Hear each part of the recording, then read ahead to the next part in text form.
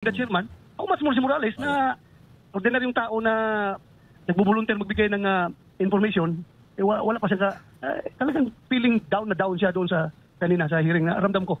Ngayong araw audio ay magpo-file tayo ng libel at cyber libel cases laban kay Harry Roque, ilang reporters ng SMNI at yung vlogger na si Mana, ilang pro-Duterte vloggers at trolls, no? Alright. Ito po ang lingkod, Papa Tricks TV, nagsasabing bato-bato sa langit ang tamaan. Huwag magagalit, nagre-real talk lang po ang inyong lingkod, wala pong pikunan. Real talk! At wala na tayong patatagalin pa mga ka-alright. Simulan na natin to. Mag-real talk na tayo. Pag-usapan natin itong mga mainit na usapan ngayon dito sa social media about dito sa ginawang hakbang ni Senator Trillanes, former Senator Trillanes, dito po sa pagkaso niya sa mga mangilang-ilang mga content creator at syempre kay Attorney Harry Roque, Banat Bay, SMNI host at syempre itong mga pro-Duterte trolls. At gayon din sa kabilang usapin naman syempre Senator Bato may sama ng loob. Totoo po kaya to? Meron po ba kaya? So alamin po natin mga ka-alright. So ano pa ginagawa natin? Simulan na natin. Alright.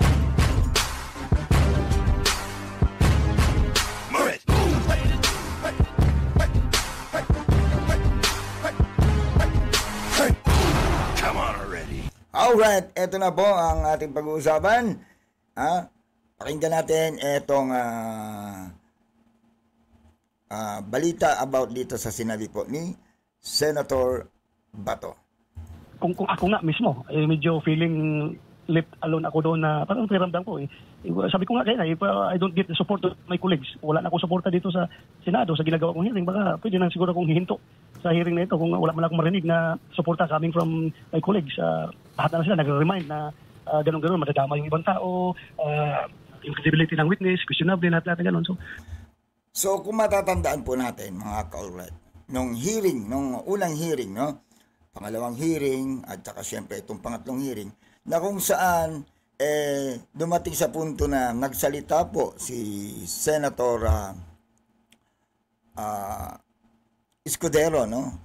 Na nasabi niya nga po na yung ginawang hearing na yan dahil nga po dapat lang po ay nakasentro lang po dapat sa kung ano ang meron sa dokumento, hindi yung laman ng dokumento. Kasi kung lahat na lang po ay ipapatawag dyan sa hearing na yan, na kung ano man ang sabihin ni former ex-PDEA Jonathan Morales, lahat na lang ipapatawag. So, sabi nga ni Senator Escudero, kung lahat po ay ipapatawag na lang, lahat ng mababanggit po dyan sa Senado, wala pong katapusan yan. Kumbaga, hahaba lang po ng hahaba etong usapin dyan sa Senado na mas marami pang kailangang unahin, diba, na ibang problema ng bayan natin na dapat ito ay masolusyonan na.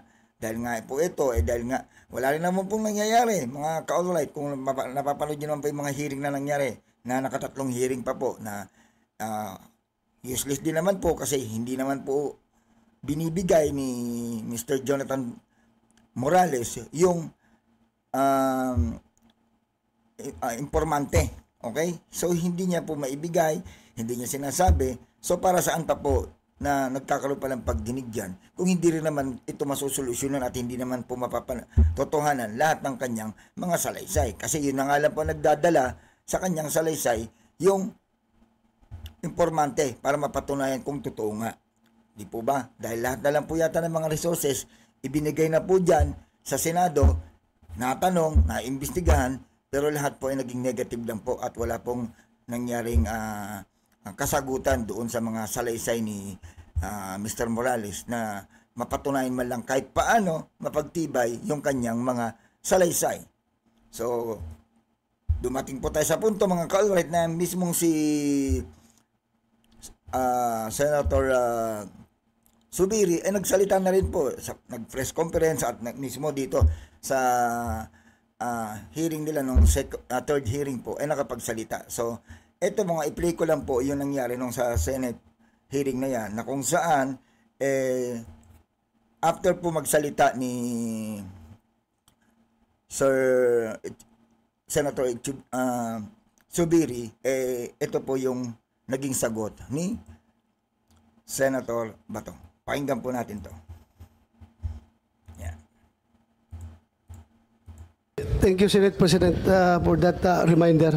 And I hope my Senate President is not losing confidence to this chairman. How I wish I will still enjoy your support because lalabas dyan kasi pag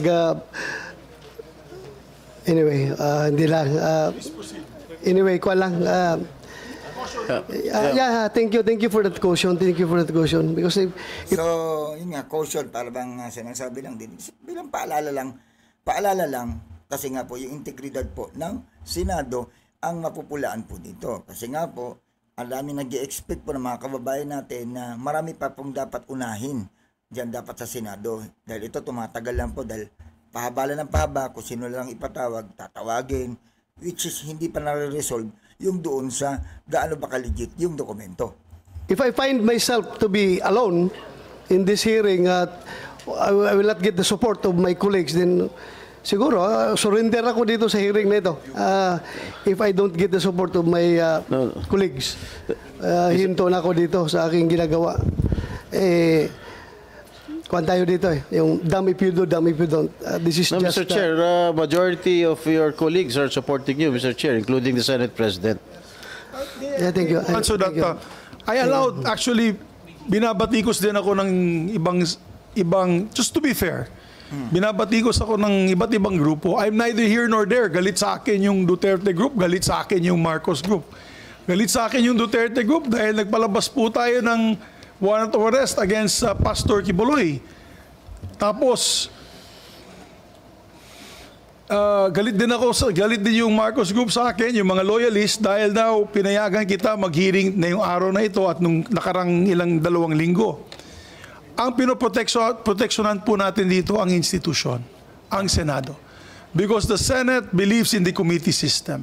So, never ni Senator Bato sa akin na itigil yung committee. You've never gotten a call from me. Never did I tell you to stop the hearings. I just told you to be cautious. Make sure that it is evidence-based. That's the reminder I give not only for this committee, but for the other committees. Because very soon we'll also be discussing the gentleman's agreement case against China. I will also air the same caution to the committee members there na mag-ingat po tayo dahil reputational damage ay pwede mangyari kung haka-haka lamang po ang gagamitin natin. Yung protectionan ko po dito ang Senado. Kaya yan... Yun po, malinaw po, no? Sinabi po dito. Siyempre, siya po ang Senate President. Siyempre, mas, kumbaga, mas magbibigay ng caution dito si Sir Subiri dahil nga po, nakikita po kasi is, siyempre, alam niyo naman social media, marami bumabatikos, pro Duterte, pro admin, di ba? So, siguro nakikita na namomonitor din po ng ating mga senador na teka, masyado nang maingay ngayon ang Senado. Para bang ang laging usapin is hindi patas, kesyo may palakasan, may nababayaran. So para bang medyo alarming na po, no? So siguro tama naman po si Senate President Subiri na sabihin niya na mag-ingat-ingat lang sa mga ginagawa at kung hindi naman na kinakailangan at kung kinakailangan lang tapusin, itapusin na. Kung walang nangyayari at wala namang makuhang kasagutan kay Mr. Jonathan Morales, kung ganyan lang din naman, puro nagbabanggit ang pangalan, tapos patawag tayo ng patawag, wala rin nangyayari, wala rin pong patutunguhan. So dapat dinidismiss na lang yan, tapusin na yan kasi marami pa pong dapat unahin. So, para sa akin, in my opinion, mga kaulay, tama naman po si Senate President Zubiri sa kanyang minumungkahi. Okay? Yan lang po ang aking caution for all parties involved. Let's not use this for politics. Let us continue our job to remain truthful to our mandate to the Philippine Senate and to the Filipino people. Yun lamang po, Mr. Chairman. That reminder goes for all other hearings. Thank you, Mr. Mr. President. Chair, if I may. Thank you. For a while, Senator Jinggoy. Anyway, we'll take in all your reminders. We'll take in. And I hope you know me personally. At I will never be used by anybody for whatever agenda that they may have. Ginagawa ko lang dito is trabaho lang talaga ito. Maybe very difficult job. Maybe, alam mo, galit sa akin yung mga DDS. Bakit hindi ko dinidiinan daw si Pangulong BBM? Galit rin sa akin yung Malacanang, I suppose, because bakit ako nagkandak ng hearing. But for me, this is in aid of legislation para hindi na po mauulit yung mga leakage ng mga unauthorized disclosure of classified documents. Ayun lang po. Rest assured. Correction lang po, no, Sir Senator Bato. No? Sa tingin ko, hindi rin naman po matatapos yan. Hanggat nandyan po si Maharlika na lahat na lang po paiingayin sa social media, lahat na lang po isasangkot, hindi po malayong mayroon pang kasunod yung PDEA leaks na yan. Kasi nga, lahat naman po yan ang galing at nagmula dito sa pag-iingay nitong ni Miss Maharlika. So, ang opinion ko nga po dito, na dahil nga po sa maingay na ito na si Miss Maharlika, lalo lang po lumalakas ang loob. No, lumalakas loob ni Maharlika na magsangkot, magsalita na magsalita. Dahil unang-una sa lahat, nakikita niya ba, napapansin pala ng Senado. Yun na nga po, nangyari, napansin na nga po ng Senado. Ito nga, yung sa PDEA leaks na to, na sa buong pag-aakala natin, meron na nga katotohanan na ipinaglalaban si Miss Maharlika, na kung makita niyo naman, nagtitrending sa social media. Okay, so, expected natin na itong Jonathan Morales na yung magiging solusyon nila. Yun nga alam po, ang naging problema, nagpunta dyan sa Senado, ang dala is yung kanyang Xerox copy na siya raw ang gumawa at ang karagdagan pa doon is dala niya is kwento. Siyempre, ang kalaban niya po dito is mga dokumento at yung mismong mga nakasama niya sa PDEA at mga nakakakilala sa kanya, which is naging negative lahat ang naging balik sa kanya na walang nakuhang sagot. Bagkos lahat po ay dinideny siya. Yun po ang naging problema dito sa Senado na kung saan marami na nakakapansin, marami na nagagalit, marami na iinis, samot-saring opinion, diba? So, hindi po maiaalis na ang Senate President at ang iba pang mga politiko na nakakapagbigay na rin ng opinion na nakikita nila na nawawalan na po ng integridad ang Senado. Ayon po yan sa mga ilang politiko, katulad po sa Congress, no, House of Congress, na kung saan yung mga ibang mga representative po doon nakapagbigay na rin po ng opinion na sabi nga po nila na yung integridad ng Senado ay nawawala na dahil nga sa ganitong mga investigasyon na kumbaga dapat hindi na pinapatagal. Kasi kung wala pong maipakitang ebidensya, kung wala maipakitang informante, wala yung informante, hindi maituro kung sino yung mga taong pwede makatulong sa kanyang kredibilidad para mapatunayan niya ang pinaglalaban niya, kung wala naman ganun, bakit pa po natin patatagalin? Mas may mga importanteng bagay pa po ang dapat tunahin dahil unang-una yung tax, yung budget sa Senado na ginagastos dyan ay sayang din po. Mr. Senate President, that I have no hidden agenda. My God, you know me personally. I hope I maintain you maintain my trust on your chairman. Thank you. You have our full trust and confidence, Mr. Chairman, and that reminder goes for all the chairpersons of the committees. Hindi lamang po sa inyo yan. Yun. So, para sa lahat po yan. So, hindi lang po kay Senator Bato, para sa lahat na po yan, lahat po nang gumagawa ng pagdinig dyan sa Senado. So, again, no, parang kapatid ko to si Senator Bato. I always told him that be fair and ferret out the truth. And yun lamang po. Maraming salamat, Chairman. So, para sa akin, siyempre, Senator Bato, ganun naman po ang pagtingin sa ng mga kasama mo diyan. Nirerespeto ka naman po. Yun nga lang po, Senator Bato, siyempre, mas okay pa rin na mapakinggan po ninyo yung side ng mga taong mas matatagal po sa inyo sa Senado. Ito yung mga tinatawag na natin mga veteran na po, no? Tulad nila Senator Chis Escudero, nila Zubiri, na sila po ay matatagal na sa larangan diyan sa Senado. So, siguro, mas maganda pong mai-adapt po ninyo, makuha ninyo yung mga ideas na sinasabi nila. Kasi, yun po yung talagang kalakaran dyan, na hindi po dapat pinapatagal yung mga ganyang usapin, lalo na wala na tayo nakukuhang sustansya doon sa mga sinasabi ni Morales. So, alam naman po ng lahat yan. Kumbaga, hindi naman natin pwedeng ipilit na, okay, legit yan, totoo na yan. So, hindi pa po mapapatunayan yan. Ang makakapagpatunay lang po yan, na totoo yan, is yung mismong informante na siya ang nakakaalam, siya ang nakakita, siya ang nasa site ng mga panahon na yon. At kaya nga po siya nagpunta kay Morales. Kay Morales, hindi niya nakita at hindi niya mismo nakita yung buong pangyayari. Ang nakita niya lang po ay ang pictures. Okay? So, doon pa lang po, medyo negative pa rin po siya doon. Kasi, sabi ko nga po, kahit may pictures ka o asan yung pictures? Wala may pakitang pictures. Dahil nga po, nawala na nga po yung dokumento. Di umano, sabi po nila, na iwan daw sa PDEA, hindi na makita. So, wala na pong way pa, other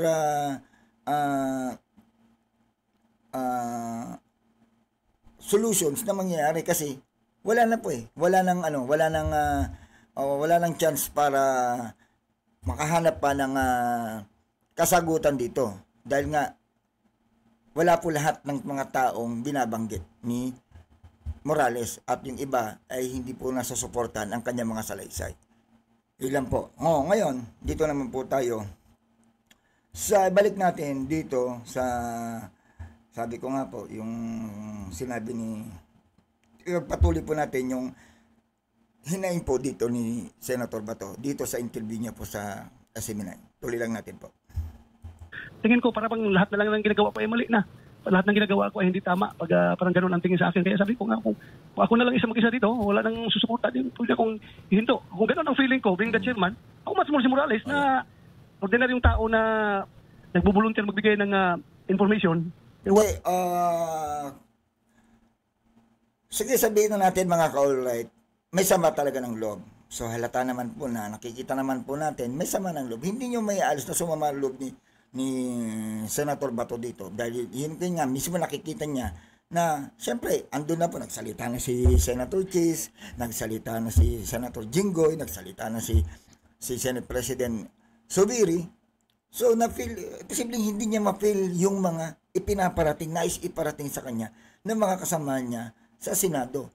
Ngayon, kung pag-aaralan natin yung mga pangyayari, may katotohanan naman po yung sinasabi. Hindi naman po kinukontra, bagkos sinusuportahan pa nga po siya. Sabi pa nga po ni Zubiri, nakasuporta at parang kapatid na ang turing kay Senator Bato. Pero siyempre, Senator Bato, kung titignan lang po natin, aalamin nating mabuti, hindi lang po yung one side po ang naririnig ninyo. Katulad yan, nakikita nyo lang po kasi si Jonathan Morales na parang nakikita nyo ay siya yung agrabyado dito. Hindi po. Kasi bumabase po kasi sila Sir Zubiri, Senator Jinggoy at siyempre at yung ibang senador dyan katulad ni Senator Chis Escudero sa base sa dokumento, sa mga legit na nakakalap na may mga hard copies, may mga resources na nagpapatunay ng mga tao na mga nakasama at mismong mga opisyal nakasama. Kasi ang nangyayari dito, Senator Bato, medyo para bang masakit sa side po ng mga opisyal, lalo na sa ahensya ng gobyerno, yung PDEA, na parang lumalabas pa dito, mas may credible pa si Morales kumpara mo sa mga opisyal pati sa mga sangay ng gobyerno katulad ng PIDEA, di ba? Na sila na ilalabas nila lahat ng dokumento, na i-explain nila lahat ng mga pagpapatunay para kay Jonathan Morales para mapasinungalingan yung kanyang sinasabi, which is nandyan na nga po, nilabas na nga po ng PIDEA yung logbook, yung mga nakasama niya, yung panunumpa na pag may dumating na informante na pag siya ay may magbibigyan ng salaysay, kailangan manumpa yan, kailangan magpanotaryo yan. Wala pong ganong record. Binalikan yung record with certification, walang notary, walang nanumpa, or even man lang doon sa logbook, wala pong naglogbook kasi sulat kamay yun, hindi nyo madadaya yun. So, dito po, lumalabas talaga na talagang credible lahat ng mga sinasabi ng mga PIDEA na taliwas kay Morales na wala po tayong makuhang sagot. Ang sasabihin niya, hindi niya kilala, hindi niya na matandaan ang kanyang informante. Kahit ang kasarian, hindi niya pwedeng sabihin, confidential. So, doon pa lang po, wala na tayong makukuha sa kanya. Di po ba? Kumbaga parang napalaking problema naman na puproblemahin pa ba natin yan? Na, para pag hindi tayo pa maghahanap ng way para mahanapan natin siya ng kasagutan na mabigyan natin ng linaw yung pinaglalaban niya. Dapat siya nagpo-provide yan. Siya ang nagpo-provide lahat ng kanyang mga salaysay, mga magpapatunay sa kanyang mga sinasabi. Okay, hindi yung tayo magbibigay sa kanya, mag-feed sa kanya para maging totoo yung kanyang salaysay. Diba? Kaya nga po, sa part po ng mga official, katulad ng mga ahead sa kanya, nila Sir Francia, nila Sir Lasso, at yung iba pa na nadawit dyan, napaka-unfair naman po, Senator Bato. With due respect po, napaka-unfair. Nasa side nila, naglabas na sila lahat-lahat, nasagot na nila, tapos pagdating kay Morales, ito pa pong sasabihin nyo. Pakinggan niya po natin. Pakinggan niyo po dito yung kanyang sinabi ni Senator Bato, which is para sa akin in my opinion, magiging masama ang dating sa mga makakarinig nito, lalo na ang PIDEA. Bigay ng information, wala tao na nagbubulunter magbigay ng information, wala pa siya talagang feeling down na down siya doon sa kanina sa hearing na ramdam ko. Kung gano'n ang feeling ko, being the chairman, how much more si Morales na ordinaryong tao na nagbubulunter magbigay ng information, wala pa siya talagang feeling down na down siya doon sa kanina sa hearing na ramdam ko. Ako nga, nakaramdam nga ako ng panghihina. How much more siya na siya ang sa kanya lahat. Senator Bato, wala akong nakikita na magiging down na down siya doon eh. Talaga magiging down po siya kasi wala naman po siyang sinasagot eh. Po ba? Ano po ba sa tingin po natin, Senator Bato? Sorry po, Senator Bato, with due respect. No? Paano natin sasabihin dyan na down siya? Dapat lang po matanggap niya yun na gano'n ang mangyari sa kanya kasi hindi naman siya po na siya bibigyan ng impormasyon eh. Ang ibinibigay niya po problema, ang ibinibigay niya po sakit sa ulo dahil lahat na lang po nadadawit. Isipin niyo po, nadawit ang St. Luke's, nadawit yung mga pangalan na hindi dapat konektado diyan, na dapat doon tayo sa dokumento. 'Di ba? Ngayon ibinigay na po lahat natin sa kanya. Ibinigay na po ni Senator Jinggoy, ni Senator Chis Escudero or even ni Zubiri yung mga ideas kung paano ito masusolusyonan. Na kung saan mismong si Senator Jinggoy na nagbigay ng way para magkaroon ng kredibilidad etong si Jonathan Morales. Nung tinanong siya, ano pangalan ng complainant ng informante mo? Ano sagot niya? Hindi niya matandaan. Ano pangalan ng mga kasama mo ng mga panahon na mag-ooperate kayo? Sino-sino yung mga yun? Hindi niya matandaan. Ngayon, ibinigay na po ng PIDEA, pinalabas na po ng PIDEA sa monitor yung mga nakasama niya nung araw na yun, hindi niya naman maituro doon. Pwede niya na, yan po kasama ko po yan si ganito, si ganito, ganyan. So, tapos na sana nun. Tapos, pag tinanong, nung pinaliwanag naman nung PDEA na yung mga nakasama niya na yun, naimbestigan na, nanumpa na rin, magbigay na rin ng salaysay na wala talagang nangyari. Walang ganun. So, para bang ang lumalabas pa po dito, si Morales pa ang kawawa. Samantalang ang PDEA, itong mga tao na mga nakasama ni Morales, mayroong kompleto po yung dokumento. Diba? Kompleto po yung dokumento. Ang nakakalungkot dito, kompleto na yung dokumento. May mga witness. May logbook na nagpapatunay na walang ganun. Na hindi mo pwedeng dayain. Diba?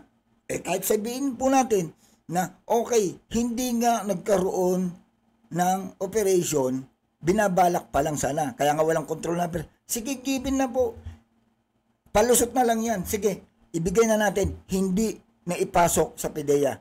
Kaya walang control number. Talagang hindi makikita doon.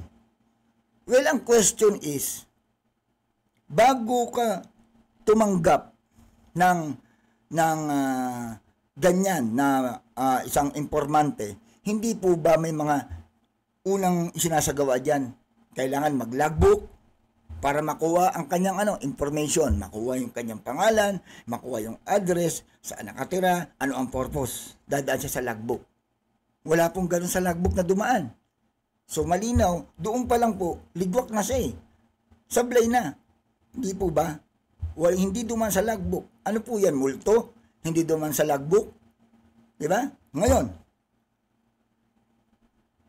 panunumpa. Diba? Nanumpa ba siya? Inamin po yan ni Jonathan Morales na nung inimbestigahan niya, sinigurado niya, sinabi niya, kailangan mong lumagda at manumpa. Which is nangyari na. Sinabi niya po yan. Pero, sa investigasyon, nung tinanong ni Senator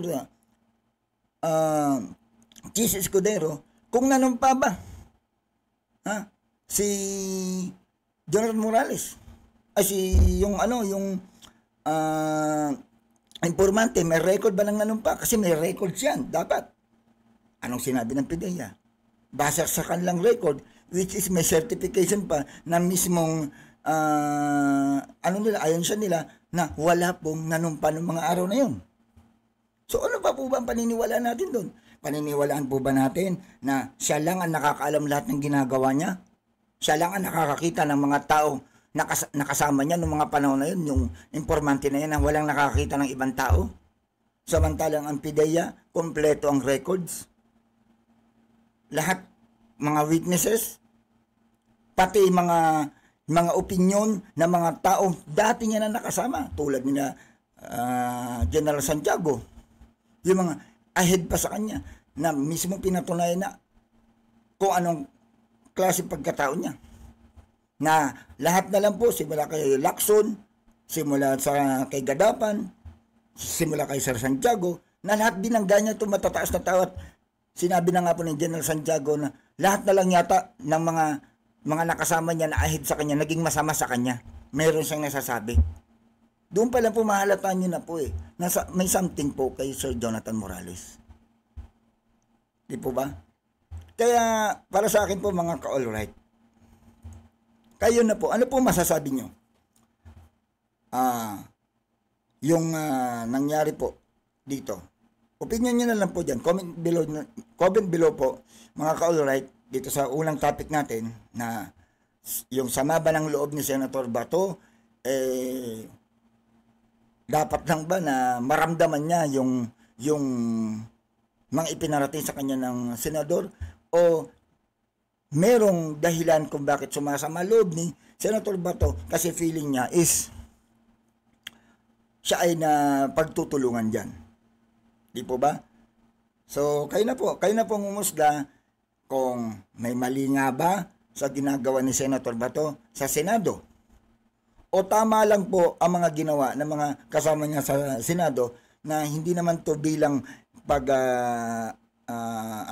pagkontra. Bagkos ito lamang ay, sabi nga ni Senate President Zubiri, ito ay isang caution. Na kung saan, pangkalahatan naman. Hindi naman po siya lang ang pinatutunguhan. Diba? Kasi ang pinag-uusapan po dito ay ang integridad ng Senado. Okay? So, dumako na po tayo mga ka-alright. Dito naman po sa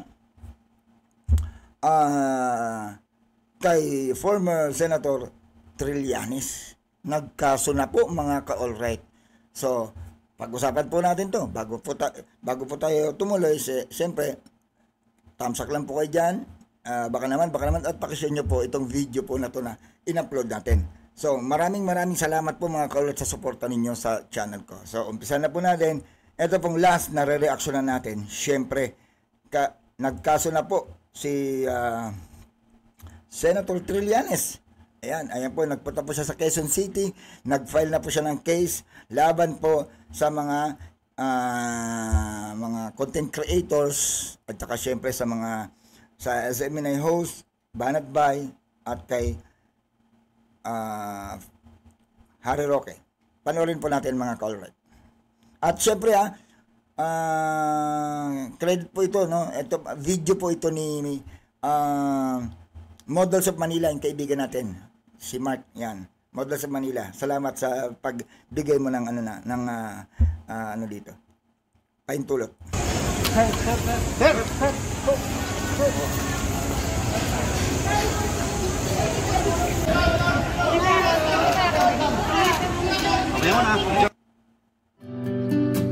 Yan, nagpatalastas pa. Antay lang natin.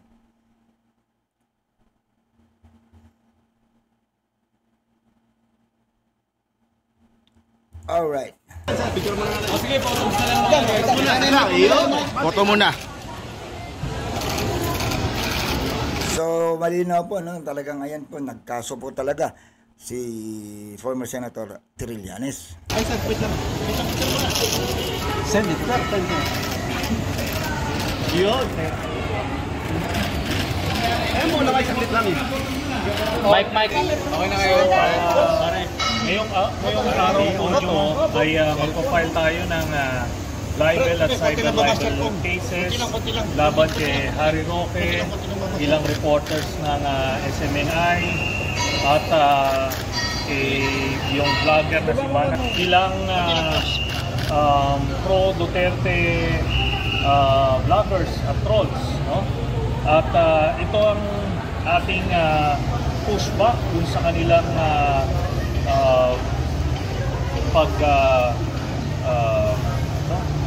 pag-disseminate ng false information at mga fake news laban na sa akin. At kaya ngayon nakita natin itong panahon na to ay makakakuha na tayo ng justisya. Hindi natin ito inaasahan ng panahon ni Duterte, kaya ngayon natin naisipan i-file ito. Sir, ano po ba yung laman? Yun, so yun po, malinaw po na talaga may mga sangkot nga po dito na nakasuhan, hindi lang po si Sir Harry Roque, no? Siyempre, sila Banat Bay at ang mga SMNI host. At ang siyempre, ito na nga po nakakalungkot na may mga content creator po na nadamay po dito sa mga kaso na to. Okay, sa nakakasuhan po ni former Senator Trillanes. So, yan po ang babala, no, sa mga ibang kasamaan po natin ng mga content creator na okay lang po na batikusin natin ang mga politiko o kahit mga sa tamang pagbabatikos lang po. Kumbaga, constructive criticism nga po, ika nga. Diba, dapat gano'n na po tayo. Pero kung nagmalabis na po tayo, kung ito na po ay minumura natin, nilalait natin, pinaglalarawan natin ng mukha, puro pambabastos na ginagawa po natin, sa tingin ko po, hindi na po tama yun. Okay? Tama. Kung dinahin lang natin sila, sa nakikita nating maling ginagawa. Hindi po doon sa itsura, hindi doon sa personal na buhay, or even doon sa kanyang trabaho. 'Di ba? Dapat siguro kung ipe-personal natin siya ay hindi naman po na tama 'yon. 'Di ba? Siguro yung kung ano lang yung lumalabas sa bunganga niya at nakikita natin sa social media, kung gusto nating itama, yun lang po sanang magiging sagot natin. Yun lang po sanang i-debunk natin. Kumbaga kung i-debunk na lang po. Pero sabi ko nga po, kung below the belt naman po yung banat ninyo, sa tingin ko, talaga makakasuhan nga po kayo. Kasi tandaan po natin, hindi rin po basta-basta itong si Senator Trillanes, former Senator Trillanes, kasi matapang po ito. Kilala po natin yan noon pa na talagang palaban yan, walang inaatrasan yan. Ang paratang ng karamihan ay dahil binenta ko raw yung Scarborough. No? Paulit-ulit ko ito sinasabi kahit na ilang paliwanag na ang ginawa ko. Kaya ngayon, kakasuhan ko na sila. Ito ang nakakalungkot dyan. Sa mga makakasuhan, paano nyo ngayon i-debunk yan? Paano nyo ngayon ipapaliwanag sa korte yung bintang na yan? Meron po ba kayong katibayan, dokumento, or mga conversation ni Trillanes, former Senator Trillanes at ng China? Yun nakakalungkot. Dahil kung wala po kayo may lalabas dyan ng ganon, pasok sa banga. Diba?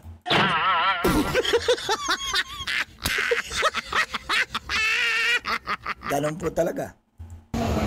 So, anong mga particularly kakasok mo in case? Libel at cyber libel charges. Kay Fiscal Corpus, Libel at cyber libel Estela Cervania E. Aquino, Bruce London Carriaga E.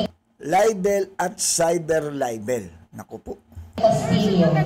Table 3 po. Kasi po for Caloocan, tayo si tatakbo, disability. Hindi pa napapanoon yung pag-announce dyan. No? Sasabihin natin yun hindi. Again po, Cristela Cervania E. Aquino versus London Carriaga E. Castillo. Table 3 po kay Fiscal Corpus. Jolie de la Cruz Kiambao versus Mark Ramdan Al Torres and Ashley K. Puzon Torres.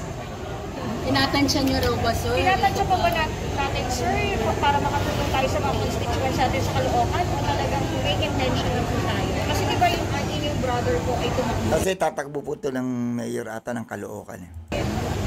Sabi ko nga, hindi yan napapanood sa puntong ito. Basta ngayon nandito ako para mag-file ng libel at cyber libel charges laban kay Harry Roque, ilang reporters ng SMNI, sa vlogger na si Banat Bay, ilang pro-Duterte vloggers at trolls dahil sa kanilang mga continuous na pagkalat ng fake news at libelous statements laban sa akin. So, yun po. So, mahirap yun kasi pwede po talaga magsampa si former Senator Trillanes ng ganon. Kasi nga, kung inakasahan nyo na, nagbenta ka ng binenta mo ang West Philippine Sea. So, mahirap po patunayan yan sa korte. Kasi kung saan nagbenta siya, dapat po sana noon pa, may kaso na yan, nakulong na po yan si Senator Trillanes ng panahon ni, di ba, nakulong na dapat yan. Dahil nga, kung napatunayan niya na talagang siya ay mayroong secret agreement sa China na ginawa, 'di ba? So wala po, 'di ba? Wala pong napatunayan na ganoon until now. So yun po yung resback sa inyo. Yun ang nakakalungkot na pag binalikan kayo at wala kayong maisagot, talaga pagbabayaran niyo 'yan. 'Di ba? So magkano rin po 'yan kung ilang beses nyo po kayo ng tent at ilang beses nyo pinaingay sa social media, mabigat-bigat din kung may mga 3 counts, 5 counts, 10 counts yan. Yun ang masaklap, magkano rin po yun, nasa 10,000 rin po yata mahigit di ba? Pero kung mautak-utak pa po yung abogado dito ni former Senator Trillanes po, Diyos mio marimar, di ba? Kung ilang counts ang ginawa niyan, yun ang kay former Senator Harry Roque, sa kanya kayang-kaya niyan kasi sila Banat Bay, kaya nila. Paano naman po yung ibang content creator na alam na ninyo, hindi naman po siguro ganun kalaki yan ang kinikita. Di ba? Yun po maging consequences niyan. Gagawin natin ngayon. Bakit lang po kayo nag-file? Kaso, since malapit na po ang election, ngayon lang po kayo nag-file? Kasi, nung last na binitawan nila itong mga statement na to, I think a month ago. So doon, nag-gather na kami ng ebidensya at ipafile ito. Senator? Yun na po. Yes. Sabi nila, baka itong Jonathan Morales daw, who appeared in the Senate, involved in flat at House BBM. Nakakonect nyo ba yun? Anong pagkakakilala niyo po dito sa Jonathan Morales? Hindi sa kanya in particular, but ang nakuha namin impormasyon ay yung hearing na ginagawa ni Bato de la Rosa sa Senado ay parte ng communications plan in connection with the ouster plot. Naku po, Diyos mio. Yun lang. Na totoo nga po ba na yung Senate hearing na yan, yung si Jonathan Morales at itong ginagawa nila Maharlika, ito nga po ba yung mga plano na talagang sineset up nila para sa pabagsakin nga ang gobyerno ni PBBM? Laban kay President Marcos. Pero ano po ang papel ni Jonathan Morales doon sa... Palagay ko kasama na yan, ano, kasi siya yung pinakang bida dito sa hearing ni Bato Wala namang kasaysay-say yung hearing na yan. Issue ng isang vlogger. Issue ng isang vlogger na pinaingay, then nabuksan sa Senado. Ang Maka Duterte na binigyan niya ng platform, no? Sa Senado, nilagay niya sa mainstream media at pangatlong hearing na ngayon, pero alam mong pilit na pilit Talagang part lang ng agitation phase ito. Nang sa ganon, naghihikayat sila na magalit yung taong bayan at ganon din, mahikayat nila yung mga active members ng Sandatahang Lakas para sa kanilang ouster plot. Ganon po yung nahagit natin. Maliban po siya ay dating PIDEA agent, are there other info na meron kayo tungkol sa kanila? Meron tayong mga dating kasama na nasa PIDEA. Wala namang remarkable about this person, pero ang nakikita natin na highly suspicious dito sa galaw nito ni Jonathan Morales is bakit hindi mo masabi kung sino yung confidential informant mo? Tama. Mismong si former Senator Trillas na questionable kasi, bakit hindi mo masabi?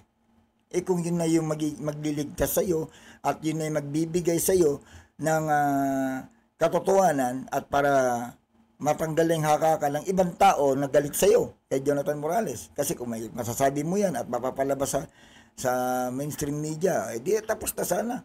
Di ba? At least merong kasunod na pag-uusapan na doon na tayo sa level 2. Hanggang ngayon, nasa level 1 pa lang po tayo, aabot pa yata tayo ng 4th hearing.